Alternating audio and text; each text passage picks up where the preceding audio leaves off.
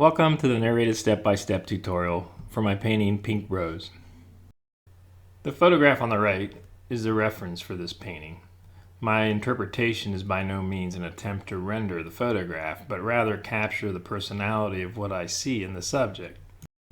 The shapes, the depth of field, and the direction are what captured my attention.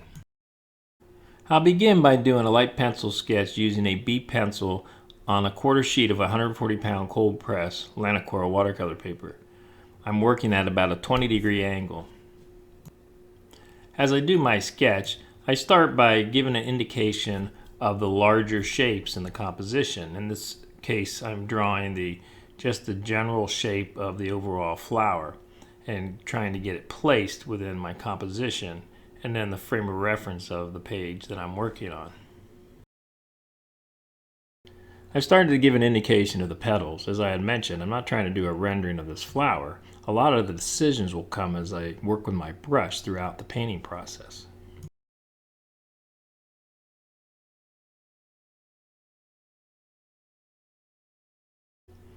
Here I continue to make some marks here to define some of these smaller shapes that make up this flower.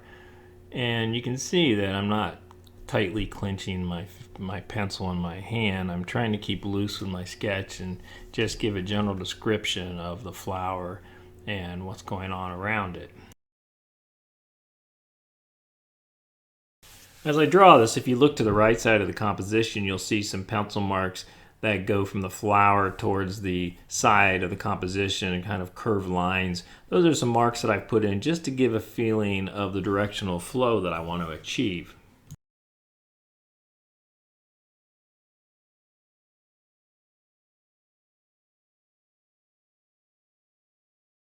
Here I'm putting the finishing touches on my drawing. I didn't show the whole drawing process. In total, it took about 5.5 minutes to do this sketch, just to give you an idea of the time frame. I'm going to freeze the image here for a moment and talk a little bit about the brushes that I'm using in this video. This is not the normal brush set that I use when I paint. Often what I use are natural and synthetic blends. Some of the natural brushes I use can be expensive, hard to find at times, and there are people who prefer to use synthetic brushes. I'll be using this set of brushes to accomplish the painting in this video. They're 100% synthetic and they come from the Princeton Artist Brush Company. The series on the left is the Aqua Elite series, and it's a synthetic Sable. This is a 1.5-inch modeler. This is a 3/4-inch wash brush. This is a 3/4-inch oval wash.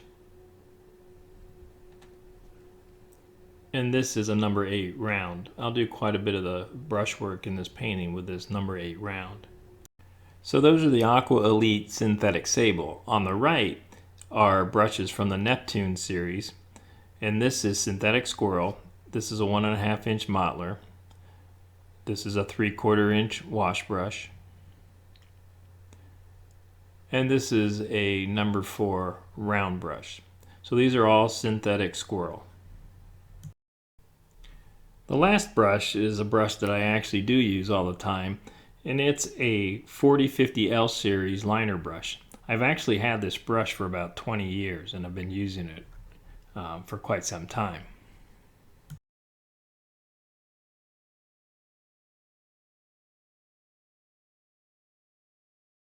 I'm going to pause for a moment and review the colors used in this painting.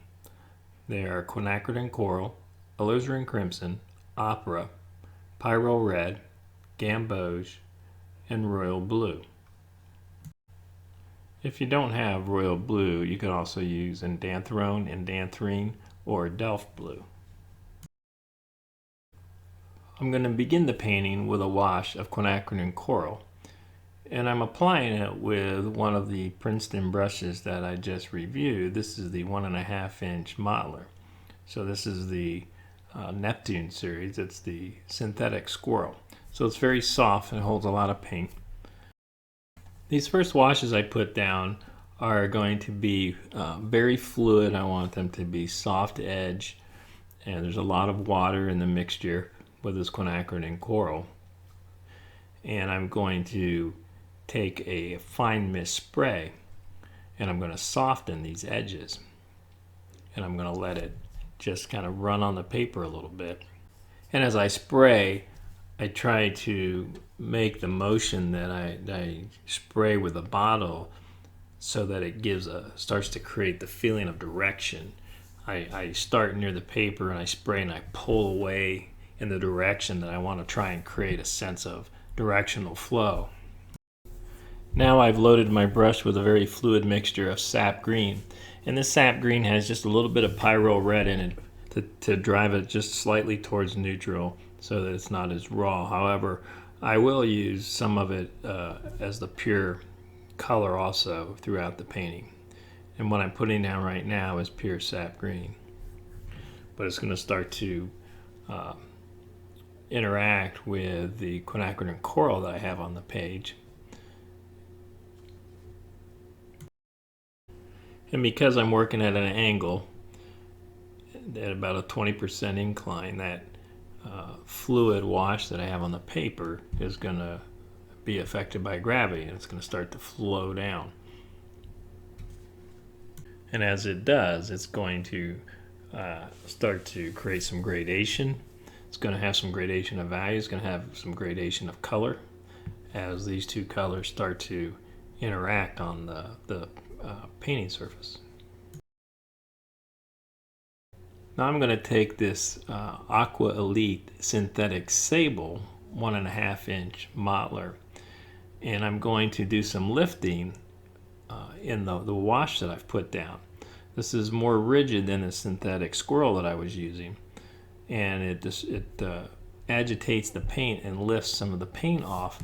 And what I'm doing is creating some linear marks that help create a sense of direction in the composition.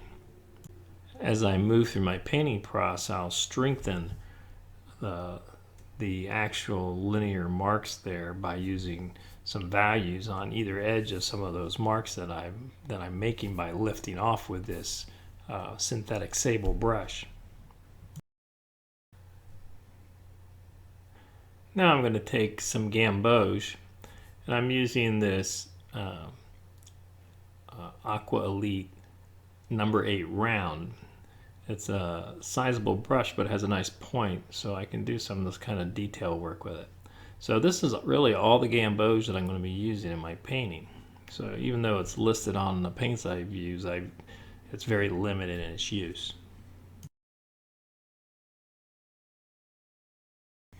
Now I'm going to come in here with some Opera, which is a Holbein color. It's quite pink, has a very pink feeling to it.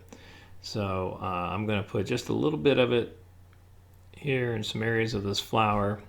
And in this case, I've switched to a 3/4 inch wash brush. This is the Neptune series brush, and it's a synthetic Squirrel. The one thing about Opera that you have to keep an eye on is it's kind of a fugitive color. So I've used a little bit of it in here, but the majority of what I'll be using will be Quinacridone Coral. Here I'm coming back with a little bit more of the Opera, just giving some touches of color here and there, and then I'll soften those areas with a fine mist spray again. That's one of the things I like to use when I'm doing this type of a painting is the fine mist spray bottle. I like to put down touches of color and then take that fine mist spray and move that pigment, and it softens the edge and diffuses color throughout the composition, and I feel that it brings some harmony to the overall piece. And here's where I'll take that spray and diffuse that color.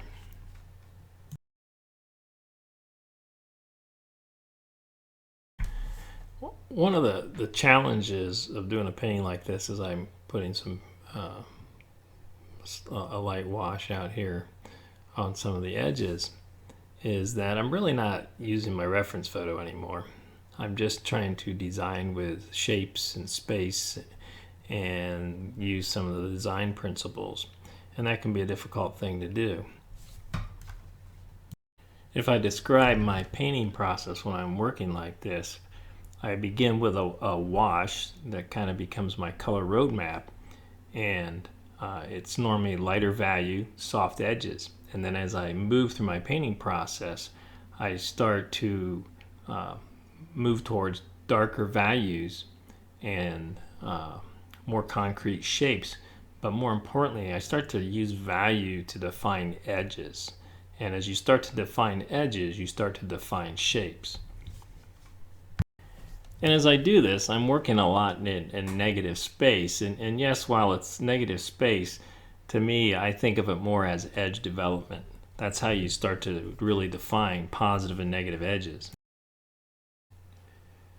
Now I'm going to use a different brush here. This is the Aqua Elite 3/4 inch oval wash. And I'm going to use it to make some brush shapes. So some of these I've sketched lightly with a pencil, and I'm just painting over top of them, and other ones I'm creating as I go. I like to have these shapes run into one another, so I've got a middle value there, and some of those shapes that I've painted just run into one another and actually make one larger shape. And as I start to build my values and they get darker and darker, and I start to get to more detail brushwork, you'll start to see some variance in some of those larger shapes. Here's a good example of developing an edge. I'm working in negative space there, but I developed that value along the exterior, the negative edge of that, to form that leaf shape. So I've come in with a middle value, and I've described the leaf by painting around it.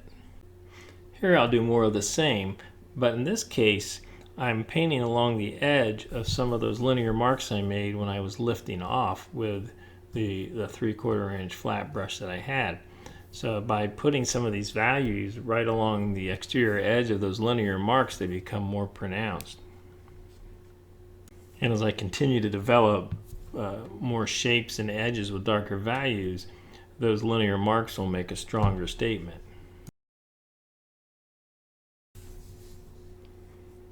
Now I'm going to come in and start to place some darker values, and I'll use these along the edges that I want to make more defined. And I like to put some of these dark value marks at intersections where leaves overlap, or two edges come together at that intersection. I like to put just a touch of value. And I'm using this another one of these Aqua Elite brushes. It's a synthetic Sable. This is a number 8 round brush, but it has a very nice point, so you can do some detail work with it.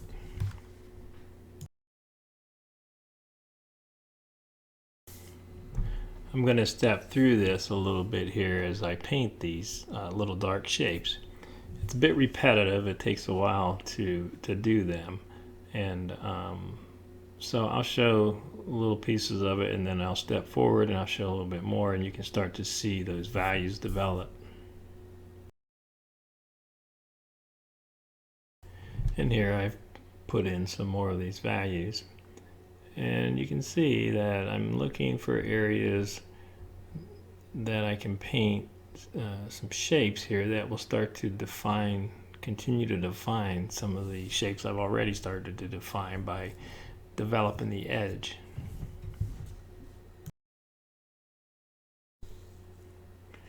Now I'm going to start to put some of these darker valued marks in the flower shape. And I've gone to a number 2 synthetic Squirrel. This is one of the Neptune brushes. And this is about as small a brush as I use. I don't normally use this smaller brush. I'll use a bigger one with a point if I want to do detail work. But it's doing a nice job. It holds enough paint, and it comes to a sharp point. And then it's kind of soft, so you can gradate the color away. And I'm applying Quinacridone Coral with touches of Alizarin Crimson. And then I like to diffuse that color. I soften the edge and I let that color kind of diffuse out away from where I made my initial mark by using the fine mist spray bottle.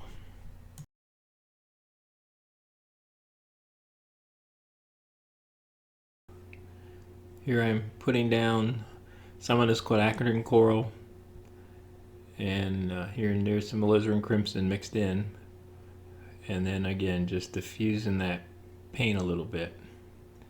So this is where I talk about edge development.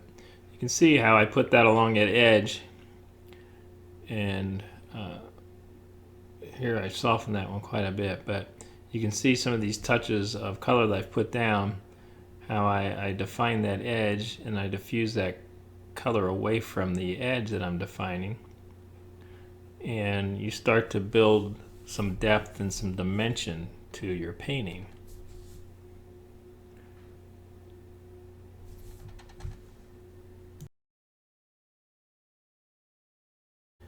Generally, when I do this, I move around my composition and develop the painting as a whole.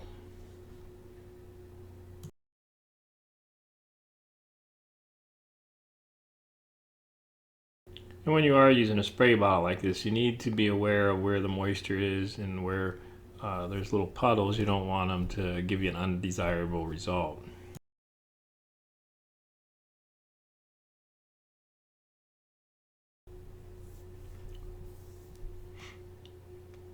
As I put some of the color down and add some water to the brush to soften that up, I'll take a tissue and just blot it a little bit just to make sure I don't get any backwashes or it doesn't drip anywhere that I don't want it to.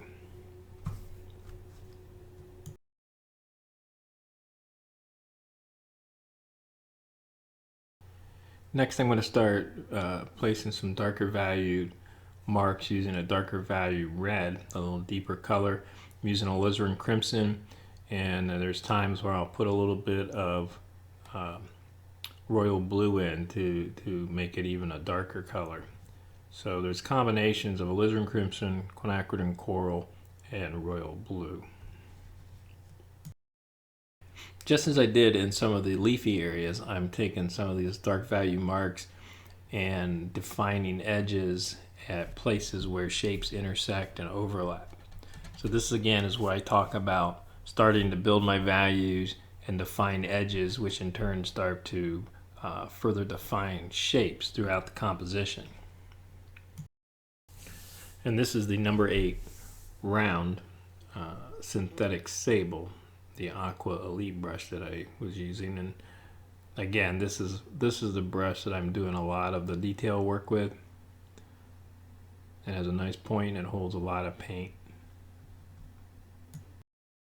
There's a variety of these dark value deep red brush marks that I'm making, and if you look close you can see where some are just a little lighter than others, and the darkest ones are where I'm using a mixture that has Alizarin Crimson with a little bit of royal blue mixed in.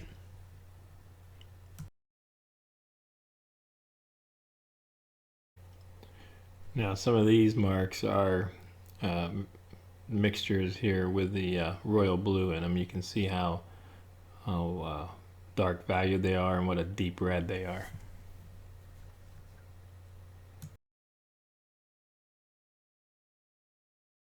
And as I mentioned, I stopped using the reference photo at the very beginning of my painting process, and the decisions I'm making are being influenced by the principles of design, and I'm more concerned with composition and design than I am whether or not a leaf is just like a leaf that was in my photograph, because that's not the approach I'm taking in my interpretation of the subject. Now, while I'm using the same brush, I'm really loading it up with a darker value, and I'm not using the point as much as I am the whole brush. And then I'm going to come in here and I'm going to take my fine mist spray and I'm going to diffuse that color, and you can see what a strong statement that makes.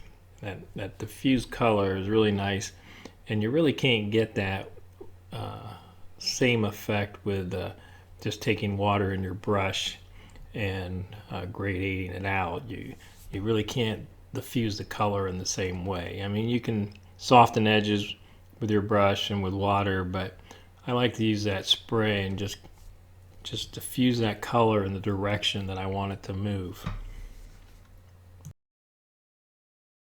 And I'm going to move around in a few areas and just do the same thing. So the pigment that I'm putting down, it's pretty dark, but it still has quite a bit of water in it, so that when I hit this spray, it really moves. It's not a damp brush by any means. It's a saturated brush when I put that pigment down.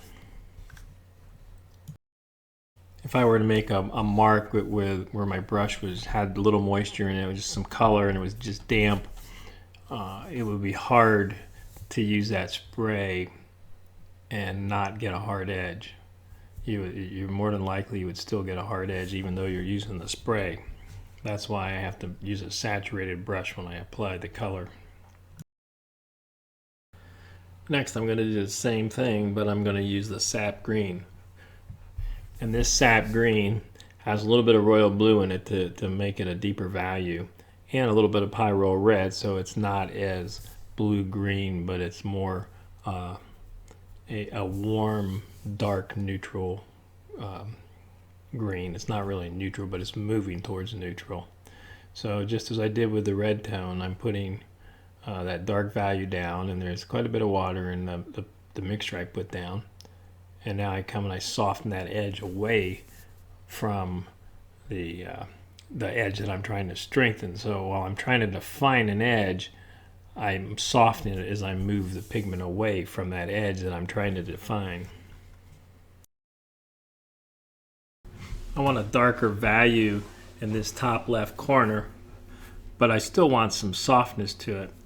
So I'm taking my mixture here and applying a generous amount of paint, and then I'm coming in and hitting it with a spray bottle, and I'm going to come back with some more pigment and try and really deepen the value a little bit in there. But you can see I'm still trying to keep a watercolor feel to it.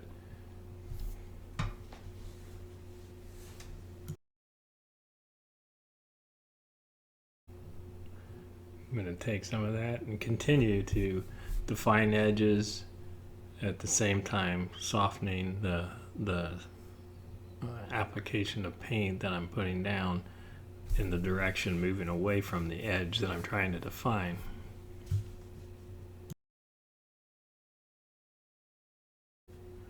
I'm going to take this Princeton Aqua Elite. It's a 3/4 inch wash brush, and it's the synthetic Sable, so it's fairly stiff. It's got a nice edge on it, so I add a little bit of water and taking some off so it's damp, and you can see the marks I'm making. And so what it's doing is allowing me to make some linear marks by lifting the pigment. And I go over it a few times just to agitate the paint and then blot it. And so it starts to leave some lighter linear marks. And then what I do is I move through my painting process. There's areas where I'll try and make those marks more pronounced by placing darker values on either side of that area that's been lifted, and it'll make that that line stand out a bit more by placing darker values along it. It's hard sometimes to find a brush that effectively lifts. It's a lot of times some of them they tend to not be rigid enough as you to agitate the paint. But this synthetic Sable seems to do a nice job, and it has a nice edge to it. So, and you can see in some areas how I drag the pigment from the darker area over the lighter area, and it just gives the indication of a linear mark that helps, for me, it helps reinforce the directional flow that I'm trying to achieve in my painting. Now I'm back to using this number 8 synthetic Sable round, and you can see that it's very good for some detail work here. It has a nice point, and I've loaded it up pretty good so I can move around my composition with this value and place it in some of the areas I want. And this is a mixture of the Sap Green and Royal Blue, and again it has just a touch of Pyro Red in it to take a little towards neutral, but it's a pretty dark value here. There's quite a bit of Royal Blue and Sap Green in it, and this is pretty far on the value scale here. So I've got some areas where I have some very light lights, and now I've got some of the darkest darks here, and I have the same going on in the areas that I painted with the Alizarin Crimson and the Royal Blue. I use Royal Blue a lot to darken other colors or color mixtures with. Now you can see one of the things I'm doing with this darker value, and what I'm going to do here is I'm going to give the suggestion of a leaf shape, but I'm painting it beside the line where I lifted it. So I'm painting a leaf shape, but it's going to be broken up by that line. So I'm going to put just a touch on the other side of it. So now that leaf is acting as negative space underneath that linear mark. And here you can see I'm putting another leaf shape, and it's right against the edge of the flower. So I'm working off the negative edge of that flower and defining that edge by painting around it. And really that's what you're doing when you're working with negative space or painting negatively, is you're defining the edge by painting around it. And I like to call that the negative edge. And you can see here just touches of value give the suggestion of overlap, things going over top of other shapes and going under some shapes. This is where it can be challenging to paint like this because you really don't have a reference. You can pull some elements out of your photograph, but in this case, the reference photo that I had, I didn't have any interest in replicating the foliage. It was around the flower because it really wasn't that interesting. So I'm creating my own. And now here you'll see how I'm going to put a dark valued leaf shape in here, and by putting this leaf shape here, I'm going to give further definition to these linear marks where I lifted. And you can see that that shape gets broken up as I paint this by the area that I lifted off, suggesting that there's overlap there, that light stem, that light colored, light valued stem is coming over top of a dark leaf there. And now by painting a dark value on the edge of what is now becoming some leaf shapes, they weren't there, but I'm defining them as leaves by painting around a leaf shape. So this is how I develop a painting as I go, and this is why I say I don't draw everything out in the beginning. None of these leaf shapes that I just painted were drawn in with a pencil. I just created them as I've moved through my painting process here, and I'm just making shapes that give the suggestion of overlap, of depth, and in this case this is a suggestion of a leaf here, and those linear marks are coming over top of them.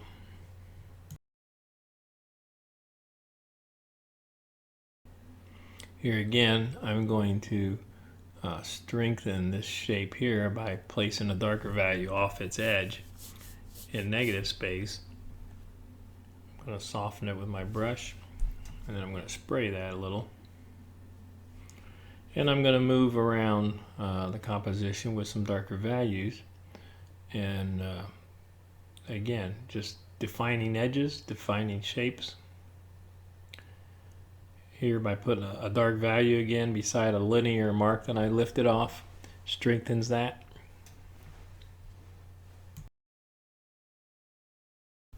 Some of these dark valued marks that I make, they're not real big. They're and there's not always a lot of them, but it just takes a little mark in some of these lighter valued areas to really stand out and make a difference. So they're they have a much bigger impact when you're putting touch of this value in some of the lighter valued areas.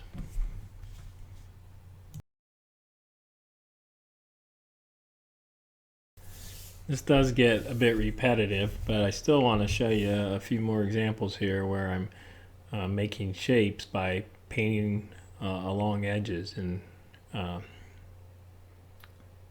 strengthening some shapes and defining others. Here I'm putting some more of these leaf shapes with the same mixture of sap green, royal blue with a little bit of pyro red. Just blotting it. Blotting it sometimes makes a shape that looks like very deliberately painted feel a little more natural. It creates a little texture, breaks some edges, and just has an interesting effect. So there's times when I'll just take a tissue and touch an area I just painted just to provide a little more interest and make it feel a little bit more organic. Here I've gone even darker with my value. I've got more royal blue in this mixture, and it gets very repetitive, but it's kind of building layer upon layer, and each layer that you add just starts to build more depth into the painting. Now I've got a darker value red tone here. This is very dark. It's got Alizarin Crimson and royal blue, and you can see it's a very deep value. And so just making some of these brush marks in some of these areas, especially some of these areas where shapes kind of intersect, but just trying to bring a little more depth to what's going on in this area of my painting.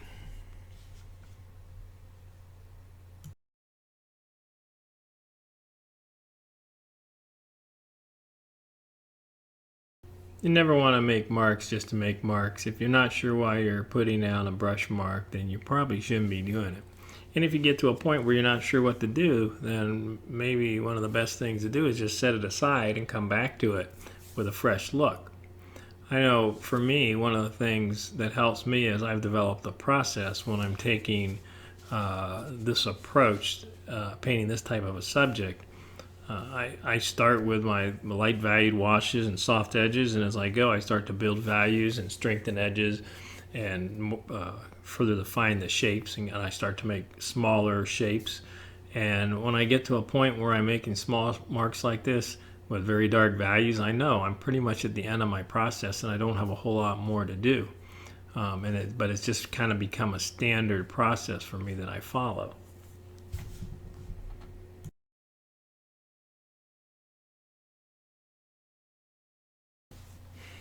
Something else I like to do towards the end of my painting process sometimes is to put a glaze over top of areas that I've already done to help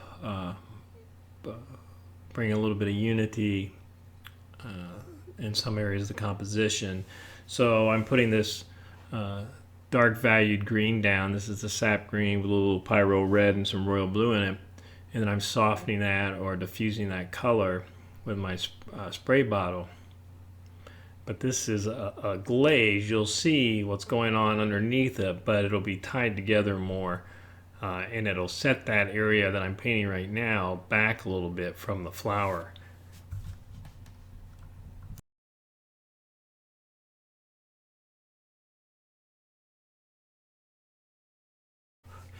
So again, I'm working off edges.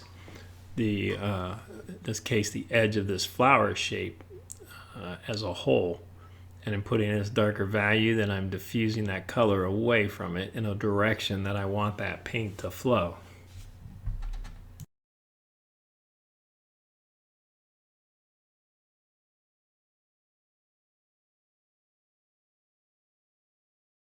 Now I'm going to be a little bit more deliberate where I put this. It's still glazing over top of what I've done, but you can see that I'm defining some more leaf shapes by painting around some of those areas and leaving an area that's leaf-like shape. And I'm just doing this with the number 8 round brush.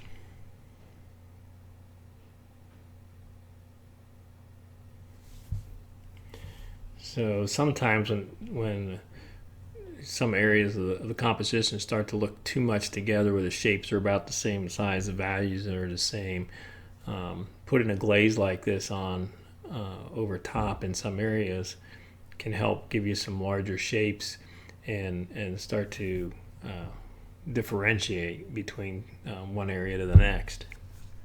One of the things I have to talk about throughout this video is that 75% of the time I'm working wet on dry. After I've come in with a spray bottle and have sprayed an area, then it's very wet, and if I come back in, there's times where I'll come back on top of that and I'll be working wet on wet. But for the most part, I'm working wet on dry, and I actually dry my paper several times throughout the painting process with a hairdryer. So as I'm advancing through this process and I fade out in the video, most often I'm drying the paper. And I dry the paper when I can no longer make the mark in an area that I want to make. So if I want to make a shape that's a nice crisp edge, I can't do that if the paper is saturated. So I have to dry the paper before I can come back and create the kind of a shape that I want to make that's got a hard edge. And if it's wet with one color, and I know introducing a certain color into that while it's wet, they're going to mingle in a way that I don't want them to. And if, for instance, complements, it could give you a gray where you don't want a gray. But basically, for me, the way I state it is when I can no longer make the brush mark that I want to make, then I'll stop and I'll dry my paper.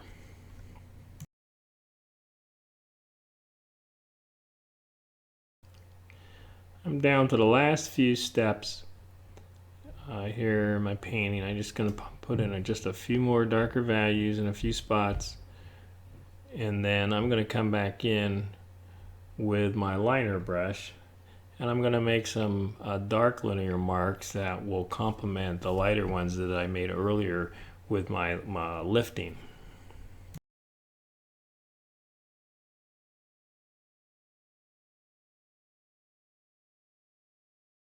And the last thing I'm going to do here is I'm going to take this liner brush, and again, this is a brush that I've had for over 20 years. It's a Princeton liner brush, and you want to have a liner brush like this for this type of linear work. And you can see as I make the brush stroke, there's times where I'm moving the brush, I'll lift it in spots to give the suggestion that it's going underneath something. It's just one more layer. The more overlap you can create, the more depth you can build into your composition.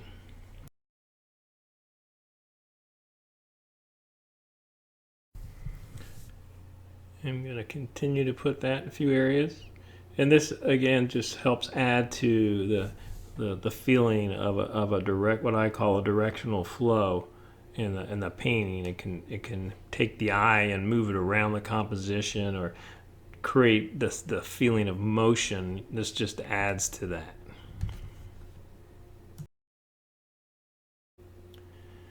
And now I'm going to put a mat on it so you can get a good look at it.